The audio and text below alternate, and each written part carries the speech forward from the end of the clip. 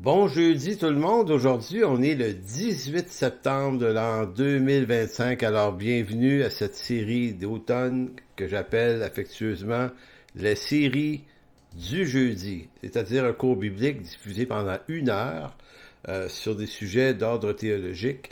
Et pour cette session, automne 2025, j'ai choisi comme titre La croix au cœur de notre vie. Donc, on va explorer ce sujet-là sous différents angles. Comme vous le savez, il va y avoir des séances à tous les jeudis, ça coûte rien, il n'y a pas d'inscription non plus, mais vous pouvez toujours soutenir l'effort de ce cours, non pas en me soutenant moi-même, mais en soutenant l'Église qui soutient l'effort de ce cours. Donc, je vais mettre des liens sur ma page Facebook pour ceux qui peuvent me suivre là.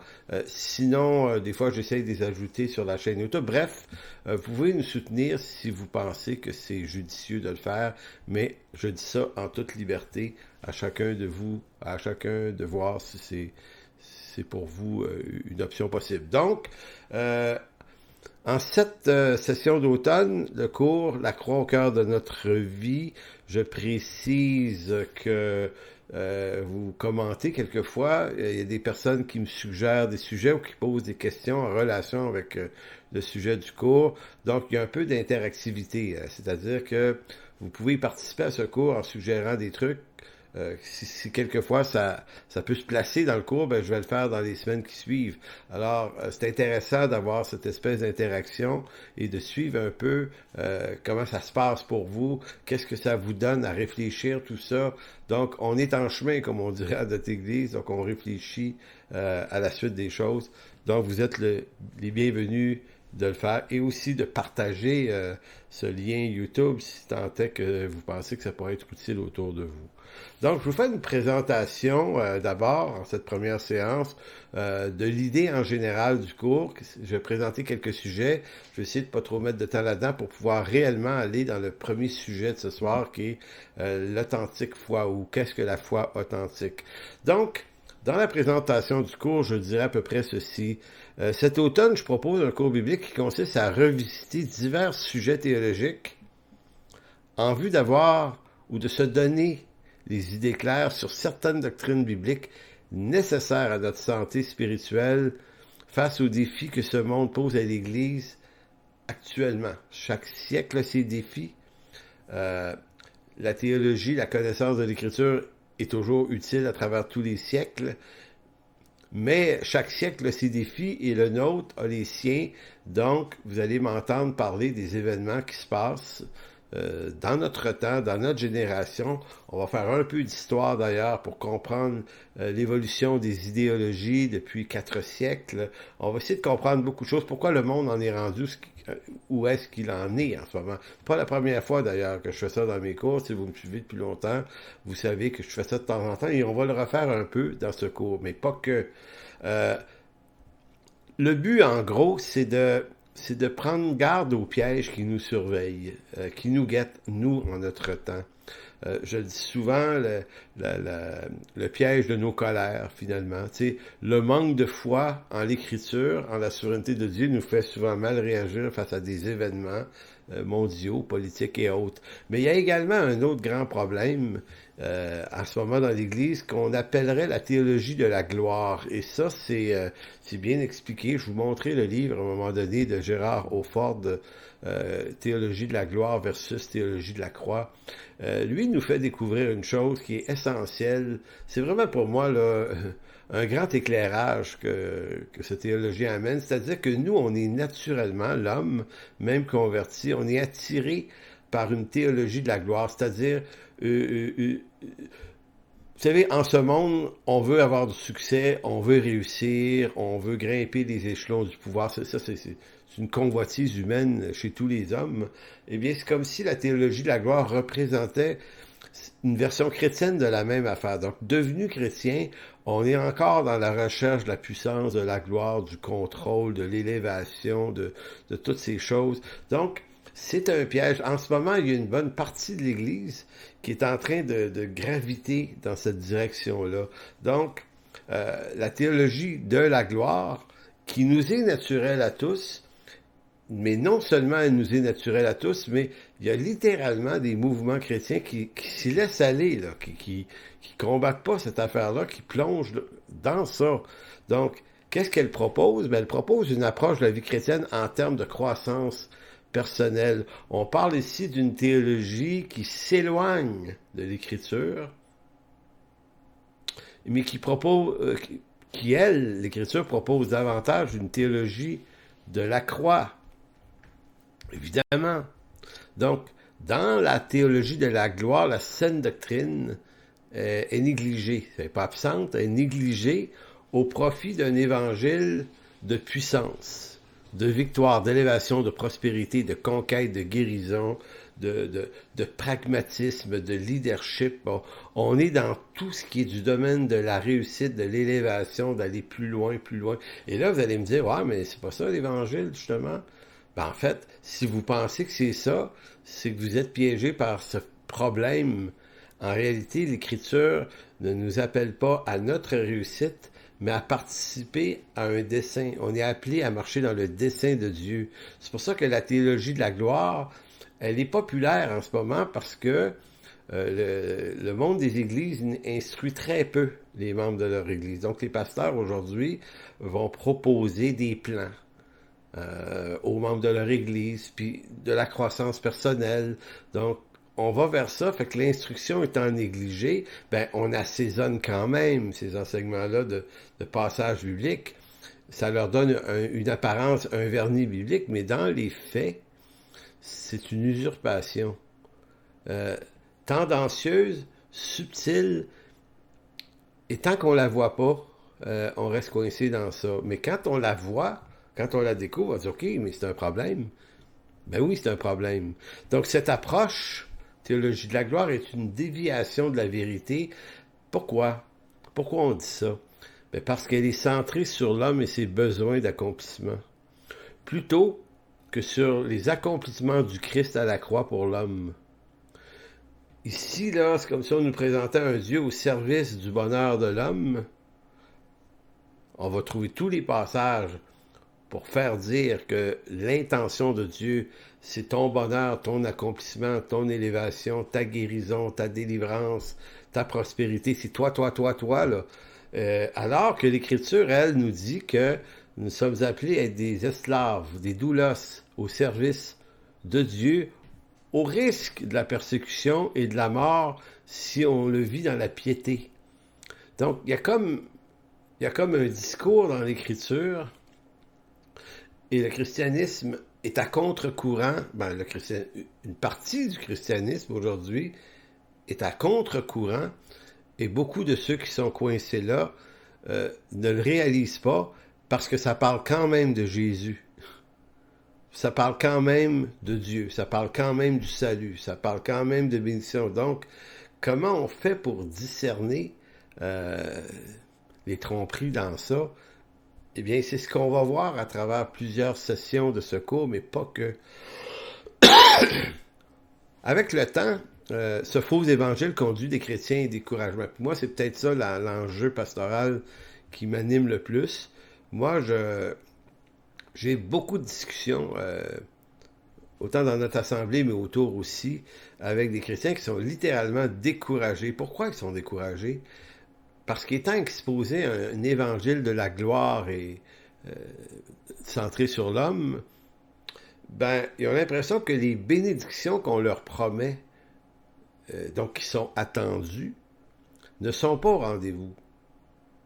Encore hier, je recevais un petit texto d'un monsieur que je connais pas par Messenger, puis il disait, je vis rien, il se passe rien, je sais pas où je m'en vais, il y a des gens qui ont l'air d'être bénis autour, moi je le suis pas, puis ben, je fais semblant de l'être, mais je le suis pas, mais je suis coincé dans quelque chose, puis souvent, ça, tu veux pas le dire, tu es dans un groupe, tu veux avoir l'air de la personne qui se passe quelque chose, fait que Dieu agit, tu sais, mais tu peux pas dire que ça marche pas parce que tu veux pas passer pour un charnel ou quelqu'un qui manque de foi ou un plaignard.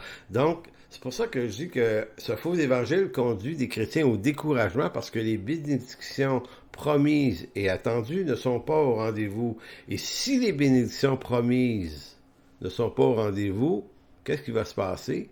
Ben, on en vient à croire que Dieu nous abandonne parce qu'on est peut-être un mauvais chrétien ou parce que...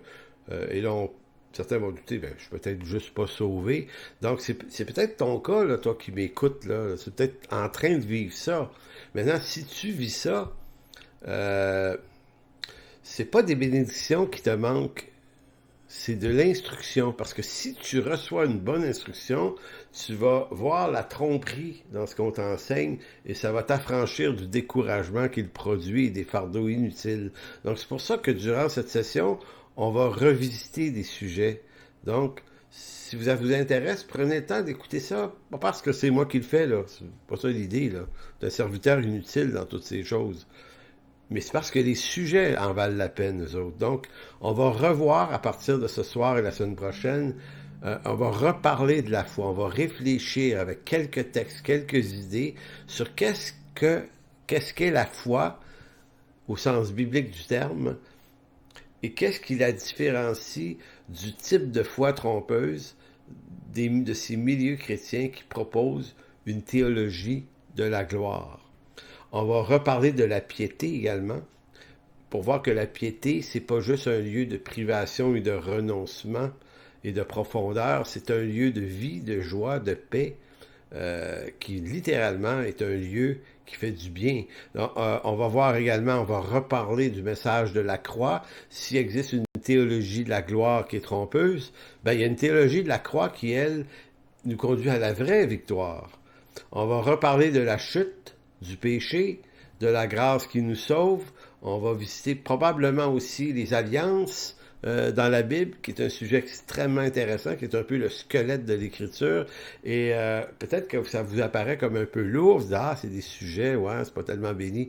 C'est très béni savoir ça, parce que c'est ça qui nous redonne une structure de vie chrétienne où on s'affranchit de la culpabilité, de la manipulation et qu'on vit une vraie plénitude de relation avec Dieu et sa parole. Donc, lorsque ces doctrines là, que je viens de nommer, puis il y en a quelques autres, là, lorsqu'elles sont bien reçues, bien comprises dans leur contexte biblique, ce qu'elles font, c'est qu'elles raniment la vraie foi, l'espoir, la joie, la paix avec Dieu. Et ça, je le vois, moi, de mes yeux, depuis quelques années, mais encore plus depuis quelques mois. J'ai le témoignage d'hommes et de femmes qui sont sauvés depuis des fois 20, 25, 30 ans, 40 ans même, qui disent je m'étais jamais appliqué à étudier, à comprendre ces sujets-là. Maintenant que je les comprends, ça me redonne... C'est presque comme si on retombait en amour avec la parole et avec Dieu. Et on redécouvrait un intérêt pour la lire, pour la comprendre. C'est comme une nouvelle vie qui s'installe et ça nous permet de quitter ces zones de tromperie, de foi approximative, d'études approximatives de l'Écriture, parce que je le dis souvent, là, si notre connaissance de Dieu et de la parole est approximatif, ben ça va vous donner une vie chrétienne très approximative à cause que vous allez avoir une foi très approximative. Donc, mieux comprendre l'Écriture nous affranchit des approximations théologiques et nous conduit à une foi qui produit le vrai repos en nous libérant des fardeaux qu'impose la théologie de la gloire, qui est une approche trompeuse de l'homme naturel. Un dernier petit mot là-dessus. Pourquoi ça pogne autant, quand même, dans nos milieux chrétiens, ça? Ben parce que c'est orienté vers l'homme et nous, étant des êtres profondément charnels, on aime toutes les fois qu'on nous propose quelque chose de bien pour soi-même. Hein? Tu vas aller mieux, tu vas être guéri, tu vas être délivré, tu vas être plus que vainqueur, tu vas t'élever, tu vas avoir plus de puissance, plus de... Ben, évidemment, c'est winner, se dire des choses comme ça. Sauf que le problème, c'est que ça mène au découragement, littéralement au découragement et à l'abandon. Donc ce soir, on va commencer à parler de qu'est-ce que la foi authentique. Ça va être beaucoup ça. Puis je veux quand même montrer que la foi réformée, la théologie réformée, présente un concept de foi qui est beaucoup plus riche. Et malheureusement, l'Église est dominée par une instruction sur la foi qui vient d'une théologie non réformée. Donc, la différence entre les deux, la foi réformée est appuyé sur ce que l'Écriture dit de la foi et rien d'autre. Alors que la foi qui est enseignée dans beaucoup d'autres milieux autour, c'est une foi qui repose sur nos espoirs personnels, sur nos victoires personnelles, sur nos actions personnelles, nos enjeux, nos créativités personnelles. C'est notre foi qui fait quelque chose, alors que dans le monde réformé, la foi, c'est ce que Dieu fait. Donc, allons-y. Qu'est-ce que la foi dite authentique? Bon, si je débute cette session en discutant de la foi, c'est parce que la foi, c'est pas un sujet parmi tant d'autres dans la Bible. Énormément de sujets, on pourrait les qualifier d'être tous très importants, mais il y en a un parmi tous ces sujets qui, ma foi, doit être placé presque en premier lieu de notre compréhension, et c'est la foi. Parce que la foi, c'est le point de départ de toute forme de relation entre Dieu et le croyant.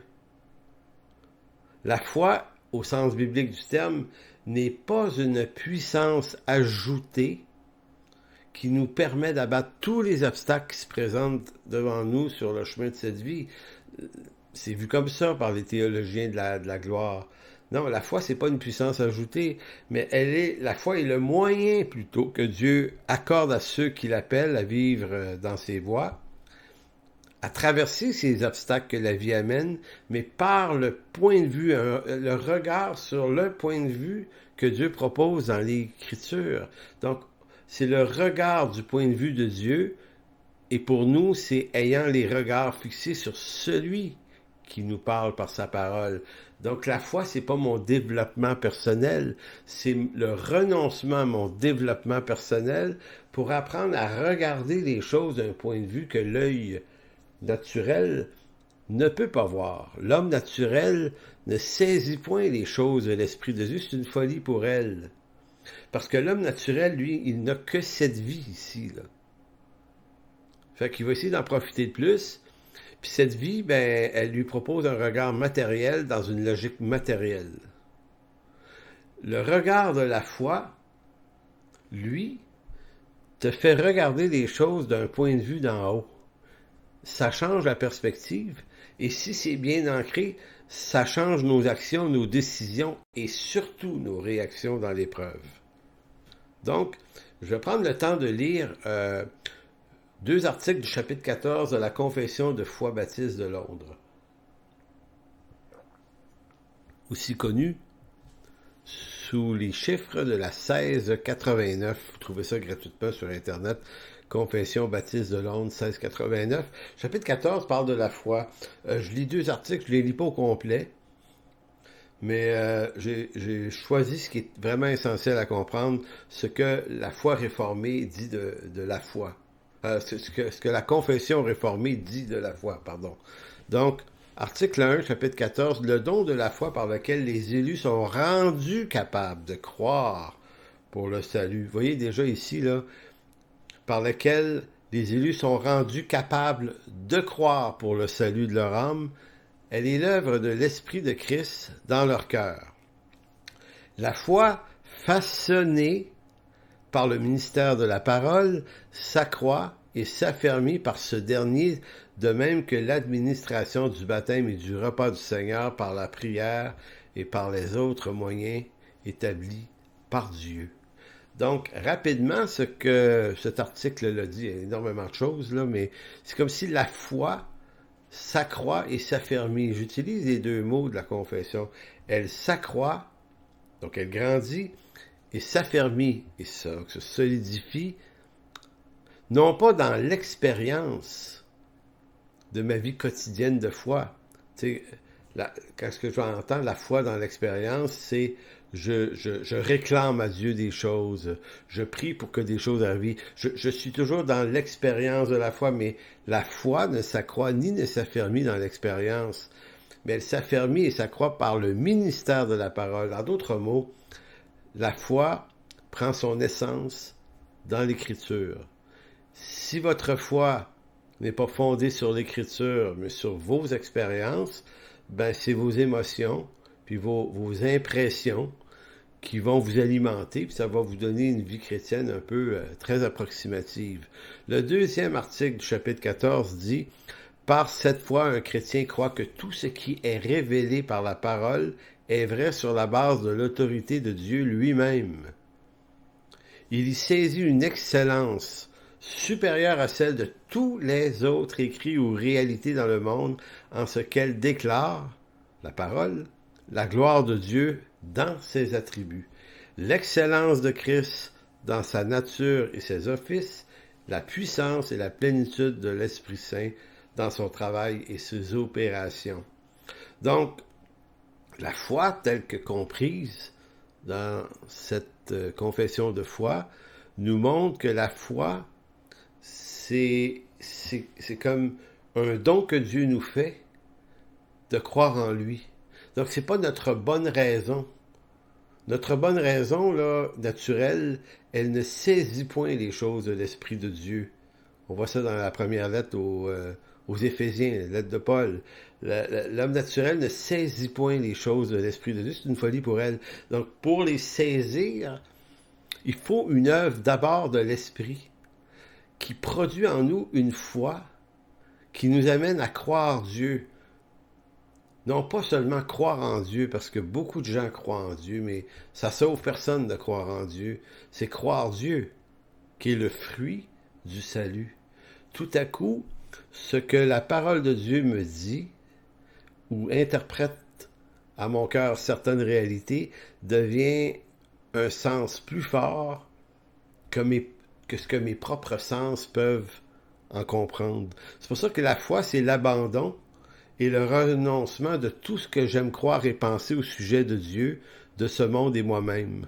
Croire en Dieu, c'est adhérer à des précisions et non pas des approximations. C'est des précisions de la parole de Dieu. Donc, si vous voulez développer une foi saine, mettez-vous sous des maîtres.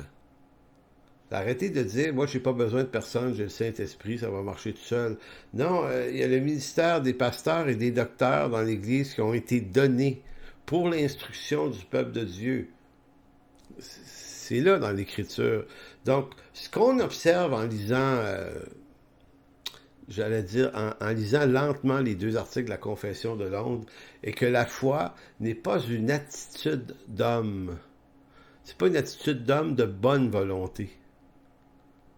C'est comme si ma foi, c'est ma bonne volonté à dire, OK, je vais te faire confiance, Seigneur. Non, la foi, c'est pas une attitude de bonne volonté, mais c'est l'abandon de cette bonne volonté d'homme. Au profit de quoi?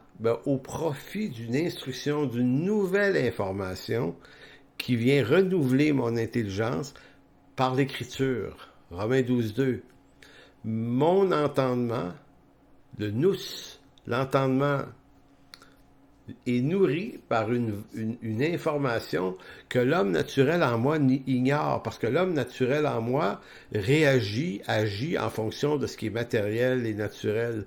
Maintenant, c'est pas une nouvelle force, la foi. C'est une nouvelle information. C'est une information qui m'informe sur la manière dont je devrais me conduire en fonction de ce que l'Écriture me dit de croire. C'est qui est une information que l'homme naturel rejette et ignore complètement. Mais parce que l'instruction systématique de l'Écriture est généralement négligée dans le monde chrétien de notre génération, puis là vous avez dit, ouais, mais des prédications le dimanche, des études bibliques ici là, mais souvent il peut y avoir une abondance de communication, mais d'une très faible substance biblique. Si l'instruction vise toujours votre bonheur, votre prospérité, c'est pas de l'enseignement biblique, c'est de l'enseignement de la croissance. Ici, on se sert de l'Écriture pour y arriver. L'instruction biblique, on sait qu'elle est bonne lorsqu'elle nous parle de Dieu et plus de nous. La parole de Dieu nous parle de Dieu. Notre solution, elle est en Jésus-Christ, elle est en Dieu, elle est dans une connaissance de lui, une profondeur de relation avec lui. Donc, mais parce que l'instruction systématique de l'Écriture est généralement négligée dans le monde chrétien actuel, la vie chrétienne en vient à reposer sur, des présomptions. nos espoirs de victoire, nos chagrins de défaite, bref, nos émotions, comment elles réagissent, nos projets spirituels, réussis ou échoués, bref, notre évaluation de notre vie spirituelle s'expose à notre regard, notre analyse de ce qui marche puis de ce qui marche pas. Donc, centré sur soi. La foi, elle, te décentre de toi-même et te fait regarder ailleurs. Donc, l'apôtre Paul va le dire dans Éphésiens 4,14, je le disais tout à l'heure, il y a des pasteurs, il y a des docteurs qui ont été donnés par Dieu à l'Église, et afin que on ne soit pas emporté à tout vent de doctrine par la tromperie des hommes. C'est l'expression de Paul là, au verset 14. Donc, tant et aussi longtemps que votre foi n'est pas fondée sur des précisions de la saine doctrine biblique, votre vie chrétienne, puis peut-être que vous allez vous reconnaître dans l'expression, là, est un peu semblable à une chaloupe en pleine mer, battue par les vents, au gré des vagues incertaines qui vous poussent ici et là. Puis vous avez des rames, vous ramez pourtant. Vous dites, hey, je rame, mais vous ramez, mais la chaloupe, elle avance, elle tourne, elle retourne. La vie chrétienne de nombreux chrétiens est dans cette pauvreté. Je vais vous montrer l'exemple le plus fascinant de ça. On l'a sous les yeux, là. C'est l'assassinat de Charlie Kirk. Je prends cet exemple-là, non pas pour le surexploiter, mais pour montrer quelque chose. Écoutez bien ce qui suit. L'assassinat de Charlie Kirk soulève une colère continuellement nourrie par certains chrétiens qui n'en finissent plus de se plaindre de l'idéologie gauchiste aux États-Unis, comme si ce genre de valeurs très gauchistes, qui sont ni plus ni moins des valeurs païennes, là, comme si c'était un nouveau phénomène dans l'histoire, phénomène qu'il faudrait éradiquer, voire abattre à tout prix, parce qu'il serait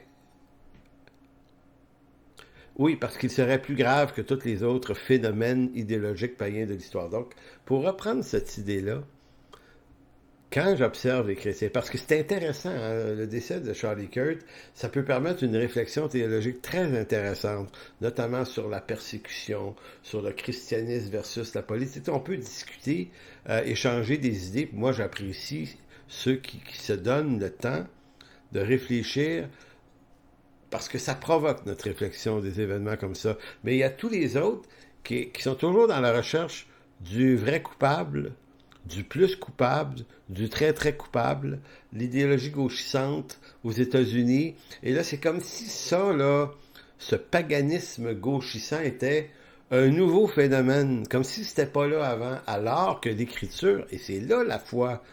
Si ton regard, c'est un regard de foi, tu vas regarder l'affaire, mais par l'Écriture, tu vas découvrir que l'Écriture présente le panorama exactement comme ceci. Il y a la postérité de la femme, puis il y a la postérité du serpent. Genèse 3.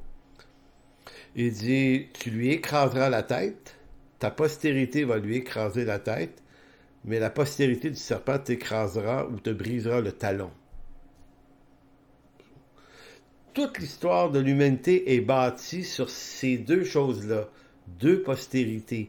Donc, il y a toujours eu une postérité païenne qui est en rébellion contre Dieu, qui déteste Dieu et son œuvre, puis il y a une postérité que Dieu appelle à lui, qui, elle, aime son œuvre, parle et propage l'œuvre de Dieu. Donc, aujourd'hui, on appelle ça la gauche. Paul aurait appelé ça l'idolâtrie romaine et grecque dans son temps. Et à travers tous les siècles, il y a toujours eu une part de l'humanité qui n'en veut pas de Dieu, qui le déteste. Maintenant, la foi consiste non pas à réagir à ça, puis à me mettre en colère contre ça. La foi, c'est, OK, l'Écriture me le disait. Donc, la foi m'amène dans la normalité de l'Écriture. Comprendre le phénomène dans la normalité de l'Écriture. Sinon, je vais me créer une normalité colérique. Puis là, je vais me dire, il faut abattre cette gauche. Il Faut, ça s'abat pas. L'autre postérité va rester. Vous pouvez la battre, vous pouvez l'éradiquer temporairement. Elle va naître ailleurs, sous d'autres formes, sous d'autres noms. C'est ça. On est témoin de Christ auprès de cette postérité-là. On lui annonce l'Évangile avec l'espoir que le plus grand nombre se tourne vers Dieu. Mais le christianisme actuel réagit avec colère. Donc la foi, pour reprendre cet exemple-là, est un autre regard sur ce genre de circonstances malheureuses. La foi plonge la réflexion du croyant dans la parole de Dieu, qui réinterprète pour nous le sens que Dieu donne à ce genre d'événement-là. Si tant est que c'est l'histoire de M. Kirk. Donc, j'avais plusieurs textes, j'en ai choisi juste un pour pas m'allonger là-dessus, mais la foi, c'est croire ce que Dieu dit. C'est pas croire en Dieu, je l'ai dit, c'est croire Dieu. Maintenant, que dit Dieu au sujet de ça? Jean 15, 18. Si le monde vous hait, sachez qu'il m'a haï avant vous. Saviez-vous que Jésus-Christ avait aussi été assassiné par ses ennemis? Saviez-vous que ce meurtre de Jésus-Christ, c'est notre salut? L'Écriture nous fait voir les choses autrement. Donc, si le monde vous hait, sachez qu'il m'a haï avant vous. Si vous étiez du monde, le monde vous aimerait. Changez le mot monde par le mot gauche, si vous voulez. Si vous étiez de la gauche aimerait ce qui est à elle. Mais parce que vous n'êtes pas de la gauche et que je vous ai choisi du milieu du monde, à cause de cela, la gauche vous hait. Sachez-vous, souvenez-vous de la parole que je vous ai dite. Et là, le verbe souvenir, c'est comme si Jésus disait, là, les amis, enregistrez cette information-là. C'est une information de foi. Souvenez-vous de la parole que je vous ai dite. Le serviteur n'est pas plus grand que son maître. S'ils m'ont persécuté, ils vous persécuteront aussi. S'ils ont gardé ma parole, ils garderont aussi la vôtre. Mais qu'est-ce que cette parole de Jésus-Christ, sinon l'installation d'une normalité spirituelle? Jésus est en train de dire, si vous persécutez, ça va être normal. Ah, ça va être difficile. Ça va être douloureux. Mais ça va être ça, la normalité. Donc, ma foi doit s'attacher à la normalité qui est prescrite par Jésus-Christ. Sinon, si je ne fais pas ça, je vais réagir selon ma normalité naturelle, qui va être la colère, la frustration, l'envie de partir en guerre quasiment, puis de guerroyer continuellement avec toutes sortes d'affirmations, c'est de trouver le coupable derrière le coupable, le groupe de coupables, la machination des coupables. Je vais mettre mon temps énormément dans ça. Donc, en fait, bien que le meurtre de Charlie Kirk nous consterne, là, ben oui, on s'en fout pas. C'est pas béni qu'un homme comme lui meure, que surtout un évangéliste qui faisait œuvre utile. La foi, donc, bien que le meurtre de Charlie Kirk nous consterne, la foi ne nous instruit pas à se lancer dans une diatribe continuelle et infernale à son sujet. Kurt est mort des suites de ce qu'on pourrait appeler de la persécution. En Occident, persécution qui pourrait s'élargir et prendre de l'expansion même en Occident. Donc, si on doit s'instruire d'une chose, on doit s'instruire à saisir la normalité que l'Écriture propose. Vous allez être persécutés. Paul dit, si vous marchez pieusement en Jésus-Christ, vous allez être persécutés. Donc, si M. Kurt est un homme pieux, persécuté, que des gens ont assassiné, bien que ça nous fait de la peine, on est dans une normalité de foi et c'est la foi qui doit nous induire, nous conduire à réfléchir et non pas notre émotion. Parce que si la foi est absente de votre réflexion va se tourner en fonction de votre ressenti, de quelle façon vous absorbez la situation. Donc, si l'événement vous apparaît anormal, nous apparaît anormal, c'est que nous n'avons pas la foi. Nous n'avons pas la foi et l'obéissance de l'Écriture pour reconnaître la normalité spirituelle instituée par Jésus-Christ en Jean 15. Foi et autorité. Certains diront que la fermeté de la foi prend sa force dans les expériences spirituelles où le chrétien prend autorité sur les événements au nom de Jésus. Théologie de la gloire. Comme si la foi était une force ajoutée qui me permet d'enlever de mon chemin tout ce qui me déplaît. Comme si Dieu avait dit, les êtres humains en général là, vont souffrir. Le péché a fait son ravage, on vieillit, on est malade, on a des revers de toutes sortes, de fortune, des revers d'amour, des revers de relations, de travail, peu importe, de famille. Mais, comme si Dieu disait, mais toi là, tu as la foi. Tu vas pouvoir renverser les événements. Ils ne t'affecteront pas.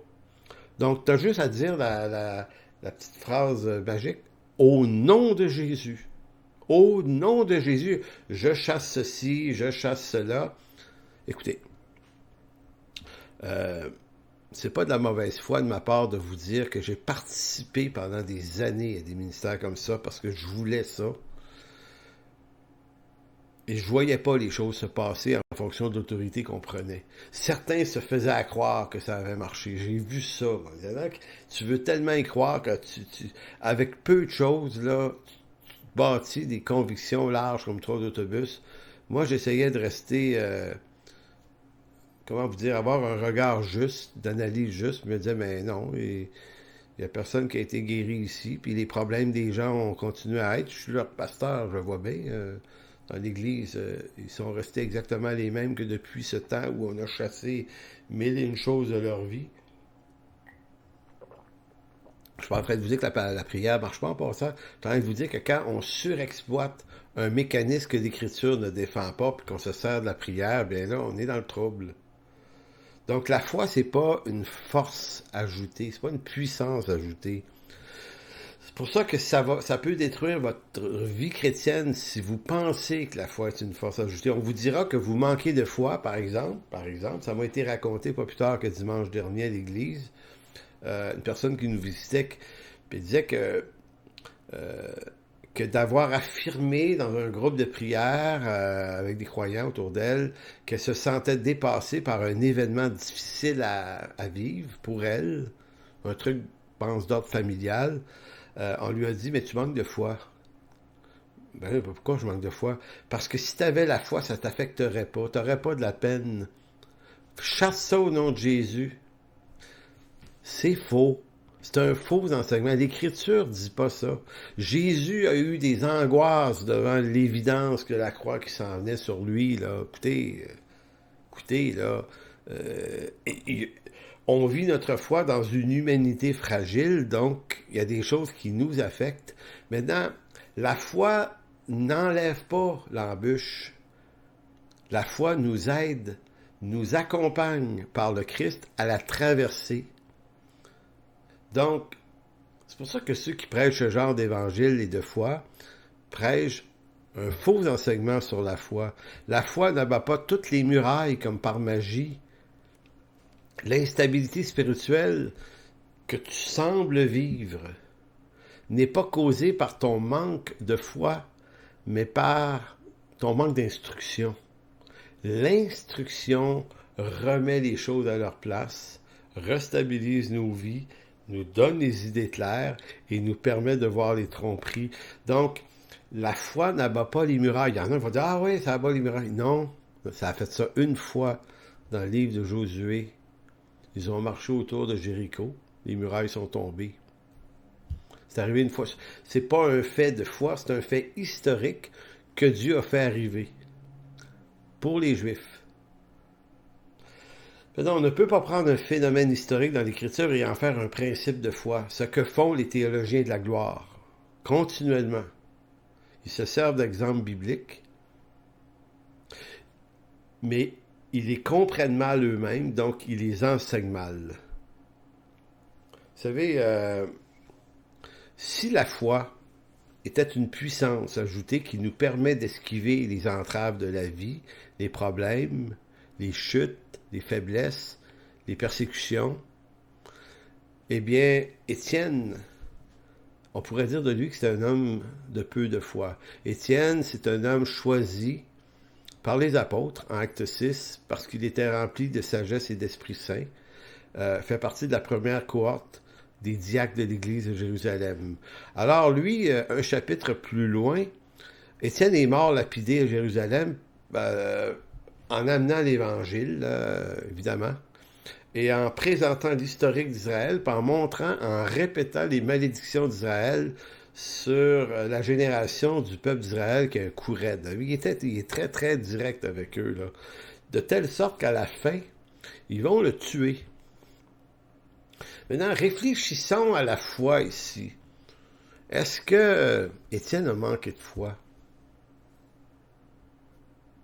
Parce qu'on va dire, Étienne est appelé au chapitre 6, il avait peut-être une belle carrière, mais comment ça se fait qu'il meurt si jeune? Et le texte de Acte 7, 55 va dire, mais Étienne rempli du Saint-Esprit, à la fin, là, et fixant les regards vers le ciel, vit la gloire de Dieu et Jésus debout à la droite de Dieu, et il dit, voici, je vois les cieux ouverts et le Fils de l'homme debout à la droite de Dieu. Écoutez, Jésus s'est levé debout pour accueillir son serviteur Étienne, et Jésus et son Père, souverain sur la vie, sur l'histoire de l'univers, sur la création et sur tout événement, n'ont pas levé le petit doigt pour empêcher qu'Étienne se fasse lapider. Ils l'ont pas empêché. Dieu n'a pas empêché Étienne de se faire tuer. J'ai envie de vous dire, Dieu n'a pas empêché le meurtre de Charlie Kirk. On est dans la même normalité. Est-ce qu'Étienne aurait manqué de foi? Est-ce que des gens autour de lui ont manqué de foi? Est-ce que le monde était plus méchant cette fois-là, cette gauche contre Étienne ou cette gauche contre un ou l'autre? Écoutez, c'est pas la lecture biblique. La lecture biblique nous dit pas « Ah, c'est donc bien grave, Dieu, comme si Jésus, en accueillant Étienne au ciel, disait « Excuse-moi, Étienne, je t'ai occupé ailleurs, je l'ai manqué, celle-là, j'ai pas eu le temps d'arriver à temps, il avait déjà commencé à te lancer des roches, je me suis levé debout, parce que là, bon... » Non! Dieu a un dessein. Il nous échappe son dessein complètement, mais on a la foi que son dessein fait du sens, même si ce sens nous échappe.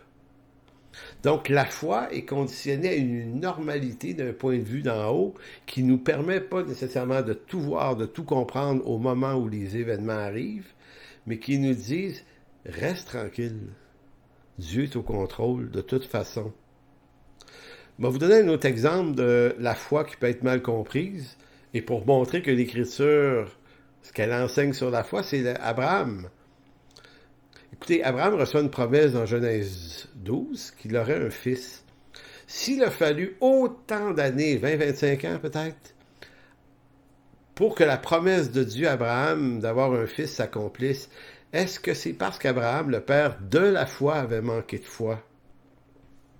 Dans la théologie de la gloire, ils diront pas ça d'Abraham, ça se dit pas, mais ils vont se dire ça entre eux, pour leurs propres histoires, alors que nos propres histoires sont la même chose que l'histoire d'Abraham, c'est-à-dire que les choses arrivent pas, bon, je vais leur dire autrement, Abraham avait pas la responsabilité de sa foi qui ferait arriver la naissance d'Isaac. Isaac allait naître. De toute façon, pourquoi? Parce que Isaac fait partie du dessein de Dieu pour la lignée messianique de Abraham, Isaac, Jacob et ainsi de suite, en passant par David jusqu'à Jésus-Christ. C'est pas la foi d'Abraham, ni la foi de David, ni la foi des Juifs qui fait que ça va marcher. C'est le dessein de Dieu. Donc la foi ici ne fait pas arriver l'œuvre de Dieu. La vraie foi croit que Dieu va faire arriver ce qu'il a promis. C'est la énorme différence entre théologie de la gloire, la théologie de la croix. La théologie de la gloire vous dirait, il faut s'élever, il faut se battre, il faut vaincre, il faut être vainqueur, il faut prospérer. Let's go, Abraham. Réclame la naissance d'Isaac au nom de Jésus. C'est pas encore, là. Vas-y, fonce, tu manques de foi, t'es trop passif. Quand Abraham s'est levé pour essayer de bouger les affaires puis faire avancer le plan de Dieu, il a couché avec la servante, C'était une erreur. Donc la foi, c'est pas de l'hyperactivité. La foi authentique n'est pas authentique par son intensité. Des gens qui ont trop d'intensité se trompent généralement. La foi d'Abraham, c'était dans le calme et la confiance, sur la longévité du temps qui passe pendant qu'il ne se passe rien. La foi, c'est attendre Dieu en son temps. Donc, la foi n'est pas une puissance ajoutée pour nous rendre plus forts, plus efficaces, plus capables de faire arriver l'œuvre de Dieu dans nos vies. Non, la foi est la cessation de notre activité fiévreuse pour apprendre à laisser Dieu faire son œuvre en son temps selon son dessein dans notre vie. Donc la foi, c'est peut-être quelque chose de plus passif qu'on le pense. Pas passif au sens du vide, mais passif au sens de la persévérance dans l'attente de Dieu. Donc, au fond, je pose une question ici. À quoi ça vous sert de connaître ces choses que je suis en train de dire sur la foi? Ben, ça sert à ceci, c'est à défaire les fardeaux qui consistent à penser que c'est la force de votre foi qui est importante. Vous comprendrez mieux alors que la foi ne fait pas arriver des événements, ni n'empêche des événements d'arriver, parce que vous l'auriez réclamé avec beaucoup de foi au nom de Jésus. Non, la foi s'attache au projet de Dieu, à sa fidélité qui fait que Dieu va accomplir ce qu'il a promis en son temps. Autrement dit, Dieu ne dépend pas de votre foi pour agir. Il agit sur l'affirmation de ses propres promesses, et puisqu'il est fidèle, c'est lui qui le fera, conformément à sa parole, même si votre foi est quelquefois chancelante, voire faible. Donc, au fond, si vous sortez de votre église le dimanche matin, et je sais que c'est pas... Pardon. Je sais que c'est un peu intriguant ce que je vais dire là, mais si lorsque vous sortez de votre église, vous avez des fardeaux, plus qu'avant que vous entrez là, et que les fardeaux viennent d'une prédication qui vous a dit que vous n'en faites pas assez pour plaire au Seigneur, ben, c'est que l'instruction que vous recevez en ce lieu est centrée sur l'homme, donc sur vous et vos accomplissements, plutôt que centrée sur Christ et son œuvre accomplie pour vous. C'est la manie qu'on a, les pasteurs, de moraliser les gens, de vouloir les faire entrer dans les œuvres de l'Église. Impliquez-vous, faites ci. Vous avez la foi, vous devez faire ci, vous devez faire ça, vous devez donner, vous devez soutenir. Et je ne sais encore, si tu es un bon chrétien, tu ne fais plus ceci, tu ne parles plus comme ceci. Donc on est dans le faire, là, dans le pragmatisme. Là. Et là, on te dit que si tu voulais être mature, ça serait d'atteindre toutes ces cibles-là. Et là, toi, tu sors de là complètement écrasé par le fardeau, mais tu le dis pas. Tu dis pas ça aux autres. Ce que tu sais pas, c'est que les autres ressentent le même fardeau que toi, là, mais ils diront pas non plus. Donc, on se retrouve dans quelque chose, on spinne en rond, on s'en va absolument nulle part. Alors que la foi, si la foi et l'instruction est orientée sur connaître Jésus-Christ, arrêtons de parler de nous, là, puis de nos fruits à nous, là, puis de ce qu'on devrait en faire, nous, là. Parlons-nous de Jésus-Christ. Connaissons Dieu dans les profondeurs de son éternité, sa souveraineté, son assiéité, tout ce qui concerne Dieu. Plus on le connaît lui, mieux on va. Puis plus on le connaît lui, plus on a envie d'en parler. Puis plus on le connaît lui, plus qu'on a envie d'être fidèle à son Église, pour faire les œuvres qui se font dans cette Église. Donc commençons par Dieu. Et vivons le fruit ensuite. Plutôt que de prétendre qu'on va essayer de forcer le fruit maintenant et que ça va nous faire connaître Dieu. Ça, c'est inverser la culotte, malheureusement. Donc, tournez dans Romains chapitre 1, où Paul va parler de l'obéissance de la foi, texte crucial, dès le début de sa lettre aux Romains. Chapitre 1, à partir du verset 4, écoutez ce qu'il dit.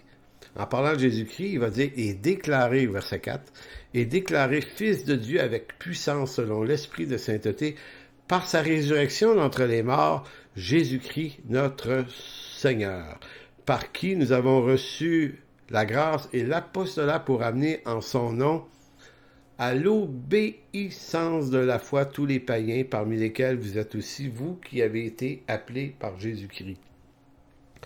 J'attire votre attention sur l'obéissance de la foi.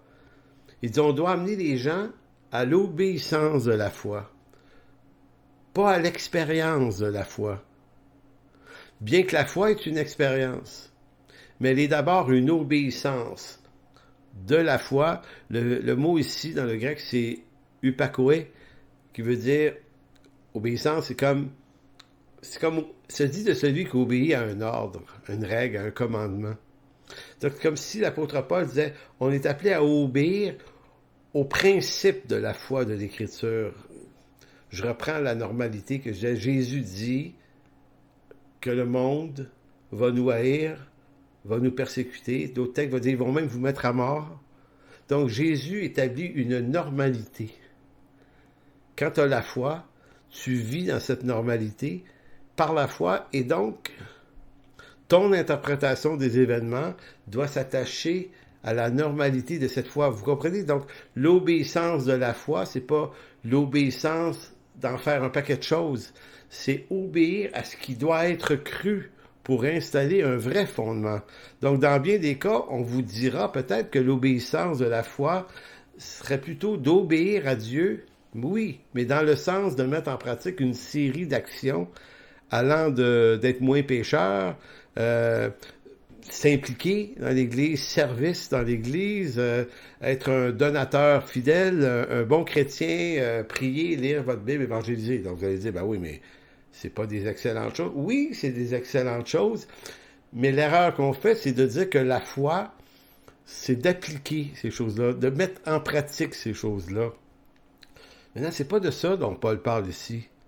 L'obéissance de la foi n'est pas de l'activisme moral, mais une connaissance de Dieu par l'Écriture. L'obéissance de la foi consiste à saisir les principes et les mécanismes du fonctionnement de la foi dans l'expérience des modèles de foi qu'on a dans l'Ancien Testament et dans le Nouveau Testament, c'est-à-dire saisir la saine doctrine de la foi, bien comprise pour avoir une marche dans la foi qui soit conforme au dessein de Dieu et non à l'activisme du christianisme ou de notre Église.